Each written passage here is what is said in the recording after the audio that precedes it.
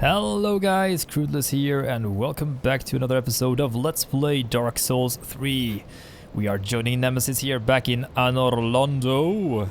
In the last episode we discovered Yorshka down there in the prison tower and we married Henri, which turned out to be, well, rather disturbing because she was, well, where he was in this gameplay here, because we are a female. Henri was stabbed through his head by us. And oh, I didn't expect that to be that long. Can I parry that? Yes, I can.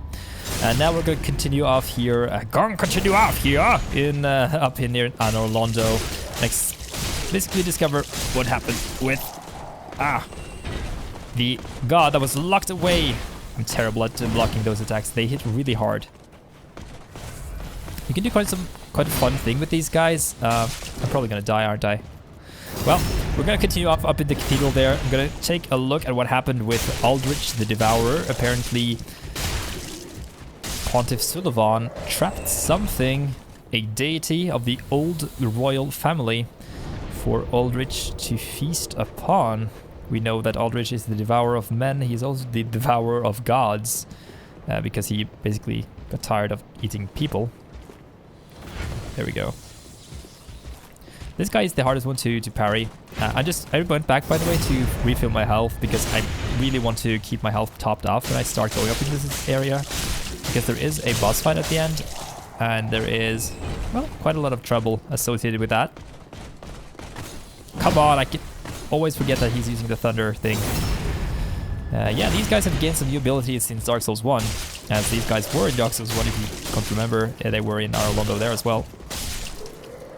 And there's another one over there. He has red eyes, so he's a bit more dangerous. We should probably equip something other than the Silver Cat ring. Though, what should we use? A good idea here is actually to use this dark stone plate ring. I think the boss fight coming up next will have some dark damage and also some fire damage. But let's stick with the Estus ring. Might help us out a bit. Oh, this guy's out of his league. Come on. Oh, we had really good homing on that one. Oh my god. You don't really have to kill this guy here on the right side. But I do it now just for the sake of taking the item that's down there. Then we can skip him the next time we are going up. Oh, what are you doing? Holy. That was freaking crazy, man. But I am trying to get into this. It's been a while since I've played the game, and I've taken a lot of breaks in the recording, even though it doesn't appear like that, since my uploads are fairly regularly timed. I do take breaks between them, and then I upload when I record in bulks, basically. Look at this view here, man. You see that building over there, up in the mountains, and then we see the whole place where we fought Pontiff Suleiman down there in Irithyll. So nice, man. These details there. Oh, we can see the place with the archers down below, which is really nice. I'm really... Oh, is there something else down here? No, I don't think there is. You can't walk all the way around there. I am so... such a fan of snowy areas, being from Norway. I really just adore this look here. I guess it has something to do with familiarity. Okay, so coming up next is... Well, first of all, the door is locked. You can see some of these adornments, these statues of the Silver Knights. Or Black Knights, depending on... Well, they're Silver Knights. The Black Knights were Silver Knights originally. But back here, if you remember right from Anor Londo in Dark Souls 1, there used to be like these gargoyles here that we actually seen before. They carried us over from Lothric after we did the Vort of the Boreal Valley down to the bridge. Now, they're gone from Anor Londo now, but they appeared to survive. And also, there was a giant blacksmith who was a friend of Henri, which we have met back in Firelink Shrine. But the giant blacksmith has fallen. Get the giant's coal. Coal used for weapon infusion. It is said that the giant blacksmith of Anor Londo was once the blacksmith of the gods. Give to the blacksmith in the shrine to allow the use of gems for lightning, simple, and chaos infusion. Really interesting that the giant's coal that was the forge of the gods can infuse chaos.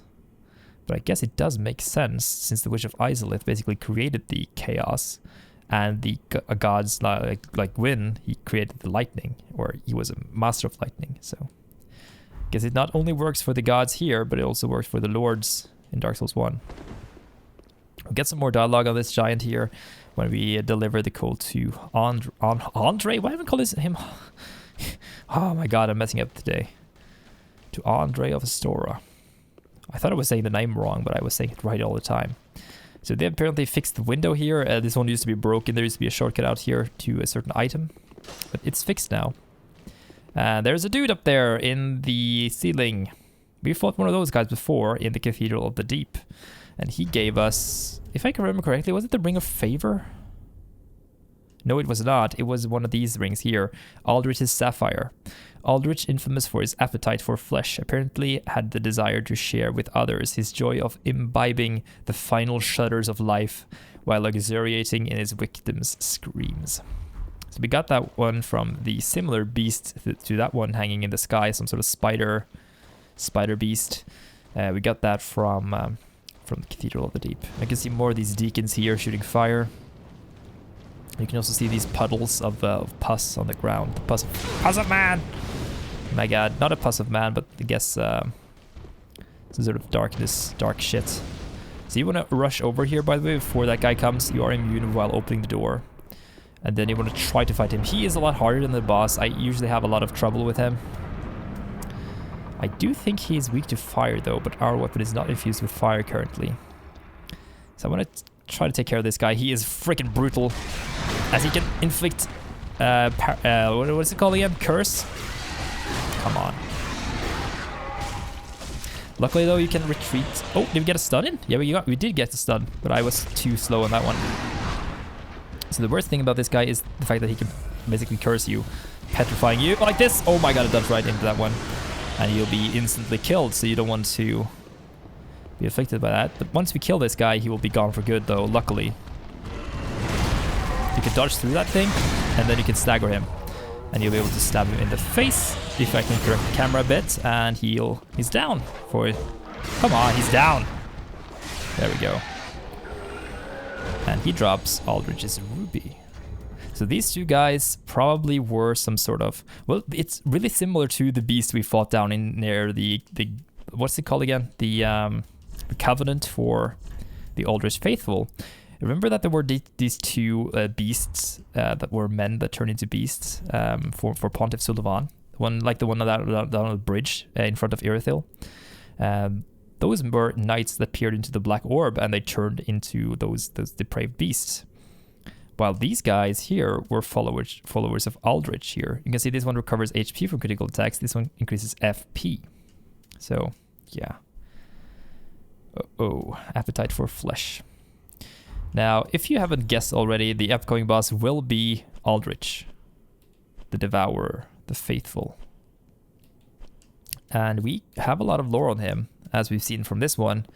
The old city of Irithyll, the Pontiff gave this dole to valued subjects. So the Pontiff gave this one to his valued subject, who was... we got this one from the grave of Aldrich, basically. Aldrich was buried. He was dead. Or he was not dead, but he was basically entombed within the huge giant thing in the Cathedral of the Deep, the huge giant coffin there, where we fought the Deacons of the Deep. By the way, beware of things falling from the sky here. There are more of these freaking puddles. I do not have any fire things, so I basically just want to loot this, as it is an Estus shard. Let's get away from this. I don't think there is anything else here. No, I do not think there is. Yeah, I'm gonna check up here and make sure I've cleaned the place up. There are a couple of these purple deacons, like these guys. But yeah, there is some loot in the corner there. Let's try to get that one. Proof of a Concord kept. Those are the items for the... Oh, I think we have one of those already. I'm just gonna run out back and heal once more before we go to the boss fight. We will need the health. My god, this boss fight is erratic as hell. I have a video on him where I didn't take damage at all, but that was a long time ago. And we are not as strong as I was back in that video, my god. So we're going to make our way back to Firelink Shrine. We're going to deliver the coal to Henri. And then we're... what am I saying, man? Andre. It becomes Henri, of course. It's Henri of Astora. We're gonna deliver the coal, and then we're gonna burn the Estus flask shard, and then we're gonna level up a bit as well. Don't think there has been anything else changed here. But yeah, let's reinforce the Estus flask, and then give him the coal. My. The coal of that peaceable giant. Seems like ages passed. I imagine his passing was long ago. I miss the old bugger, I do. My thanks. I'll be sure this coal is put to good use. I'll be smithing weapons never afore seen by the likes of ye. It's but a small service to pay my humble respects. So we can infuse different stuff now. Let's take a look at what we can put on our weapon. We can use all of these infusions except for the poison ones since we don't have the gem. I am contemplating whether I should use the fire gem instead of the raw one we are currently having. Not good enough to upgrade to this one, I think. Still a bit weaker than the raw one since we don't have a lot of dexterity. Wasted a lot of points into strength to wield the sword, or I guess the shield we have, which I will be using as a boss, by the way. I haven't been using that shield a lot, so not going to waste those points. But let's get the fire thingy back on the weapon. Be careful. I just really do like having the fire enchant ready as to go. Well, now we can try to begin leveling up our dexterity as well. Or no, we were going endurance, weren't we? Yeah, we were. Going 30 endurance, and then we're going to burn through some of the other good stuff, man. Okay. I'll meet you guys back in Anorlando. Okay, first of all, I'm going to equip that shield. Well, are we going to use it against those two? Let's use the target shield for those two guys up there, and then we're going to equip the other shield once we have killed these guys. Gotta take care of these two buggers every time we fight the boss. What am I doing now? The camera is like really going crazy. Oh well, let's get a backstab. Or not. But the fire thing is really amazing. Oh, hello. Hello, my friend. Yes, we gotta kill these guys every time we are dying on the boss. Hopefully I won't die against him, but he is a tricky burger, as I said. He will have like arrow shots that might be a bit unwieldy for us. We might be lucky with how he shoots and some timings. So it depends a bit on how things work out for us. Let's equip the Black Knight shield, as it will probably be a little helpful against him. We can't parry him at all. Now the guy up there is dead, as you can see. The Pontiff, or I guess the Aldrich Beast. Or the Spider Beast. Some sort of, yeah. Spider Beast! Arr! Usually I don't take care of these guys, I just run past them, as you don't really have to take care of them. And here we have Aldrich, Devourer of Gods. And if you remember that face over there, yes, my friend... Oh, he's using the arrow barrage, okay. So that is... this attack right here is really similar to the attack of a boss in Dark Souls 1. It is the attack of Gwendolyn, the son's... the firstborn son of... second-born son of Gwyn. And that was whom... Oh, let's get out of here. Was whom Pontiff Suleiman had captured and started to feed to Aldrich. So as you can see, Aldrich has basically... He's the big snake thing. Or this big giant pus thing. And he has basically started to consume Aldrich. So consume Gwendolyn there. That's why you see his face and his body. I'll try to top myself off here so we get some damage boost. But as you can see, the trick to this guy is just keep going close and try to avoid his shots. And eventually he will try to do some like AoE thing every time he disappears. You just gotta run towards him and be aggressive, basically. Where is he going now? Oh, he's back here behind me. Now we see his second phase. Oh, he's doing the arrow barrage in the second phase. This is really painful. So you gotta run towards one side, then you gotta take a turn. And oh, are we gonna make it? Yeah, we are. And you gotta evade those shots there. That's basically how you evade them. If you're curious more about the strategy here, then check out my guide on how to do Aldrich. Come on. Let's get some stabs in here. What are you doing? Oh. He's really poor at doing melee attacks, if you couldn't tell by the fact that he is really poor at doing melee attacks. Oh, and he hit me. What? Let's get out of here. It is a fairly straightforward fight. The most annoying thing about him is the fact that he spams those annoying bolts there. And he has the fire. It is fairly annoying. Oh my god. Oh my god. Let's get out of here. Didn't get attacks in there, but oh well. As you can see, those orbs basically flutter around until he respawns. They won't really do anything if he's not on the field. Why aren't he doing anything? He is basically just evading me now, which is dull. Can't you use the arrow barrage or something? Quick tip against this guy is to use your ears. Ah, come on. And listen to where he spawns. Since I'm using headphones, I can do that pretty easily. Come here, hit me. Hit me. There we go. You shouldn't have hit me. Let's get some stabs in here. I don't think we'll be able to kill him though. But we will be able to deal some damage. Oh, come on!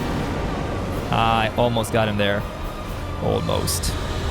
Let's get in a couple of attacks on him before he gets us. Come on. That's Aldrich. Woo! He's a pretty fun guy. The music though gets a little bit annoying. But yeah. And if you remember right, this is the room where we fought Ornstein and Smo back in Dark Souls 1. Although, as you can see, there are tons of corpses all around here. And this gup that Aldrich was made of. You can see some of these horn maggot looking things. They almost look like... Huh. Never noticed those before. But yeah, those are everywhere. And here we see a couple of interesting things that we've seen before as well. In Dark Souls 1, of course. This bonfire here is called Aldrich, Devourer of Gods. It used to be called the Cathedral? Or Chapel? What was the name? I can't remember.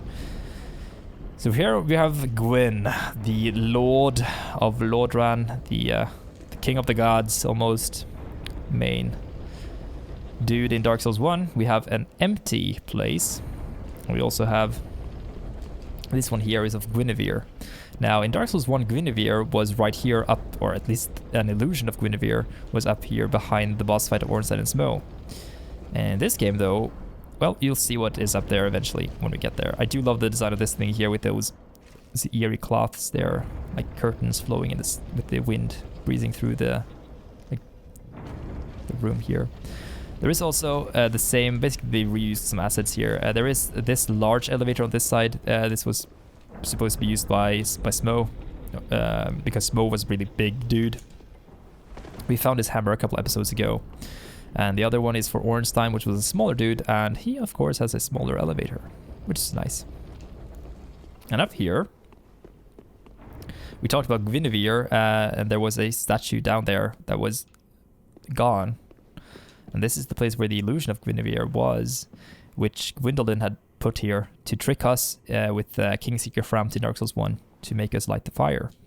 Here we find the Sun Princess ring. Now, before we talk about this one, we want to check out the soul for Aldrich. You can see this one, just as the soul of the Deacons of the Deep, this one is blue, really deep blue, like the deep. One of the Twisted Souls. When Aldrich ruminated on the fading of the fire, it is inspired visions of a coming age of the deep sea. He knew the path would be arduous, but he had no fear. He would devour the gods himself. Now we know a couple of things about Aldrich. We know that he devoured men and gods. We know that he was in the Cathedral of the Deep. And we know he was from Irithyll. Now we know he was one of all that we saw in one of those descriptions previously. Where was it? This one here. Because there was the pontiff gave this stole to valued subjects. So he was basically Aldrich was a subject of Pontiff Sulivan. So that explains, kind of explains why the Pontiff Sulivan here, he imprisoned a god of the old royalty in the abandoned cathedral to be fed to the Devourer. So you could view this as like Pontiff Sulivan having Aldrich as like a pet, a subject of sorts that he fed. All sounds like almost like a relationship between a dog and his master. this is really similar to the stuff that basically Pontiff Sulivan has been doing with all of those knights. We've seen Vort of the Boreal Valley, we've seen the Outrider Knights as well. We've seen Aldrich, kind of the same thing, becoming depraved, trying to eat things, succumbing to things. So Pontiff Sulivan is so like essential to the whole thing with Aldrich here. But Aldrich was basically, he saw the fading of the fire. It inspired visions of a coming age of the deep sea. Now, there are correlations here between the deep and the abyss, as we've seen. With the dregs here, we've seen like these are like made of humanity. Maybe they look really similar to humanities if you look at them. They have this dark shape and there's like this eerie glow around them. You also have of course, the magic. The miracles of darkness that you can summon these insects and stuff from the deep. You also have these dark tales of cursed foes and stuff. So there are definitely connections there. If you see them, I don't think that's confirmation bias. And yeah, Pontiff Sulivan is probably a purveyor of that, maybe. So you have him kind of enforcing the whole Cathedral of the Deep. I think there is some lore connecting Pontiff Sulivan to the Cathedral of the Deep. I think there are some connections there. So Pontiff Sulivan wanted to stop you from killing Aldrich, of course. He wanted to protect Aldrich, and he wanted Aldrich to live. He wanted to consume the gods. He wanted to use Aldrich to consume the gods, because Pontiff Sulivan was just a man. He was just a man.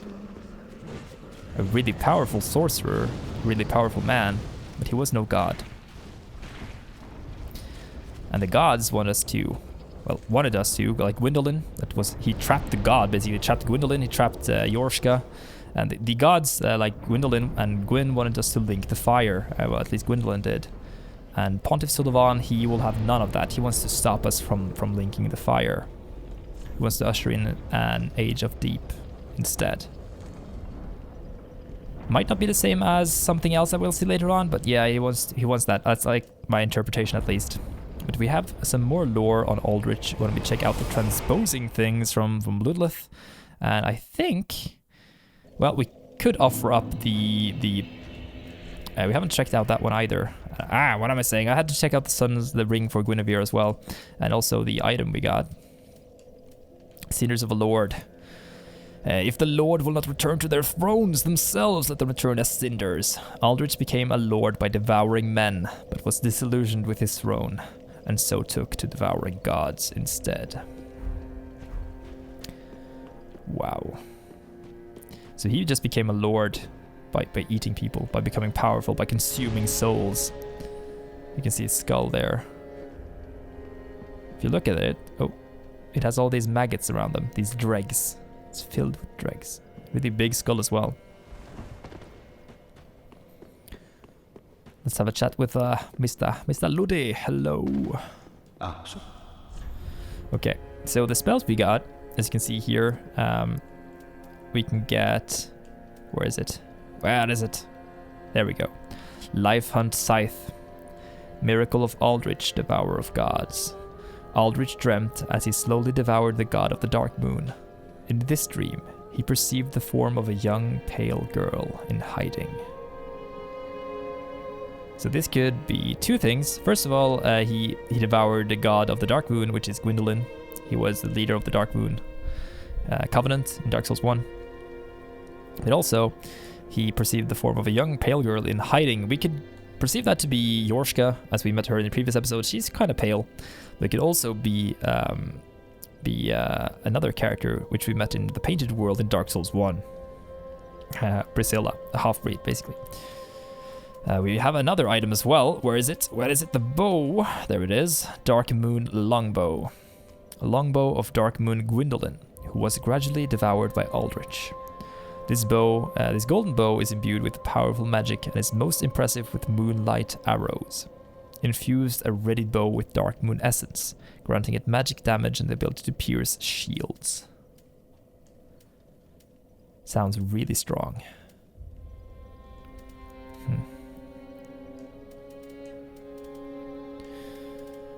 So yeah, those were the items we could get there.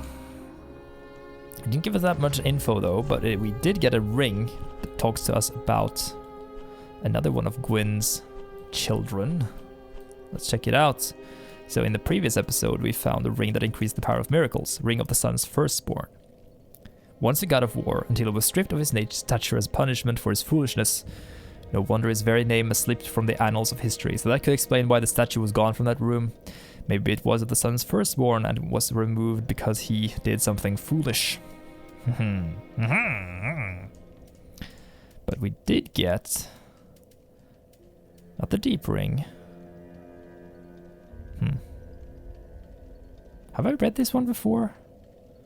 In the cathedrals tremble things most terrible, and as such the deacons require a grand narrative to ensure that they do not falter in their duty.